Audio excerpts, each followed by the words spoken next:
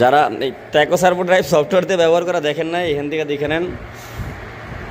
এই যে আমরা জগ স্পিড দিছি 622, আমরা চাইলে আরও দিতে পারবো, ধরেন আমরা 1000 দিতেছি,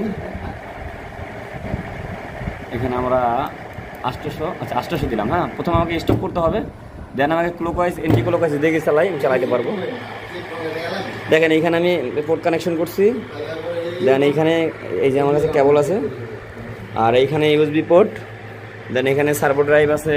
এই যে আমার সার্ভো ড্রাইভটা হলো টাইপ 20A, দেন ভার্সন দেওয়া আছে এবং সার্ভো ড্রাইভটা অলরেডি অন আছে, এবং পিসি কন্ট্রোল আছে, কন্ট্রোল আছে। মোটর টাইপ হলো 750 ওয়াট, আরপিএম হলো 3000, আর ইনকোডার পিপিআর হলো কত 2500, আর নর্মাল মোডে আছে, মেসেজের কোনো কিছু নাই। সো এইটা হলো, এই যে আমি DN5-এ গিয়ে যেই কাজটা আমরা জগ মোডে করি, DN5-এ গিয়ে যে জগ মোডে দিই, সেই জগ মোডটা আমরা এখান থেকে অলরেডি করছি। তবে একটা মজার বিষয় দেখলাম যে এই সার্ভো ড্রাইভটা জগ মোড দিলে সেটা আমাকে কম্পিউটারের মাউস প্রেস করে রাখা লাগে না, মানে এটা ল্যাচিং স্টার্টের মতো হয়ে যায়। হ্যাঁ, সো এই হলো এটার কি বলে অপারেটিং।